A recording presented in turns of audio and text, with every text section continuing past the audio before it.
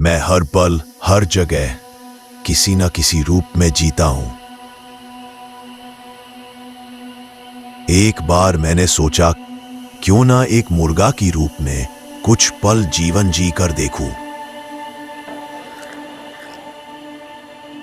फिर क्या, मैं कल्पना की और सीधा जाकर आंख खुली एक कसाई के दुकान के अंदर पिंजरे में।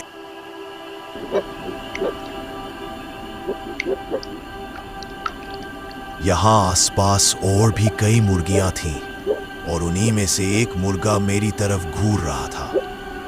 कोई सो रहा था, कोई पानी पी रहा था, सभी अपने कामों में व्यस्त थे। अचानक मैंने देखा कि एक इंसान का हाथ आकर सामने वाले को उठा ले गया।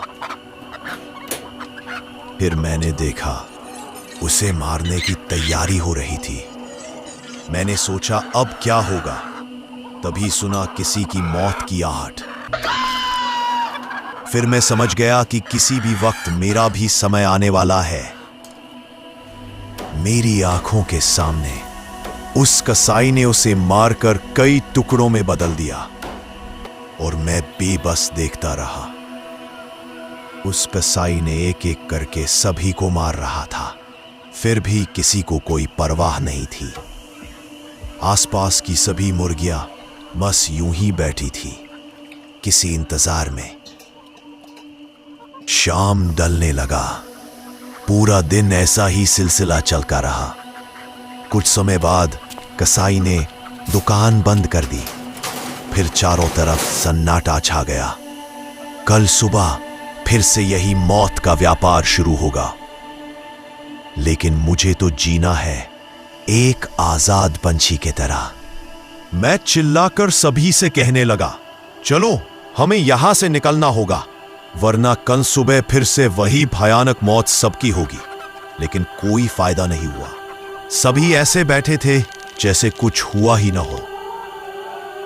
तभी एक बुजुर्ग ने कहा, हम सब तो ऐसे ही जीते हैं, बस बड़ा होकर यहां आना है, यही तो हमारा भाग्य है। बस किसी भी तरह यह जिंदगी गुजर जाए। लेकिन मैंने तो हमेशा एक अलग जिंदगी की कल्पना की थी।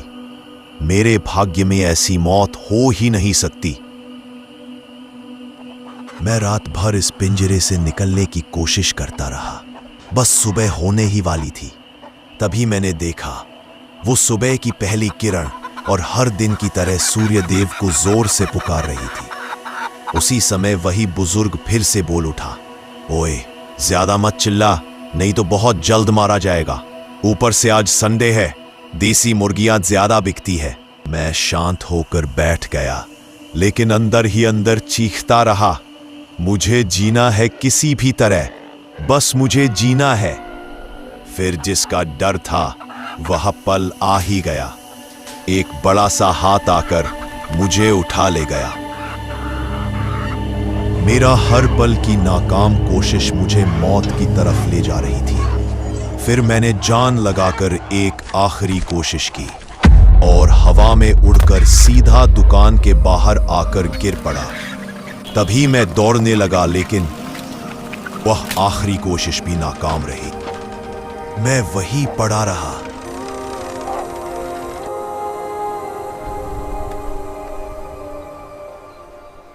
एक बुजुर्ग आदमी ने मुझे उठाकर अपने घर ले गया, मेरा ख्याल रखा और मुझे एक अलग जिंदगी दी। वही जिंदगी जिसकी मैंने हमेशा कल्पना की थी। वह सभी तो उसी में जी रहे थे, लेकिन मैंने एक अलग जिंदगी की कल्पना की थी।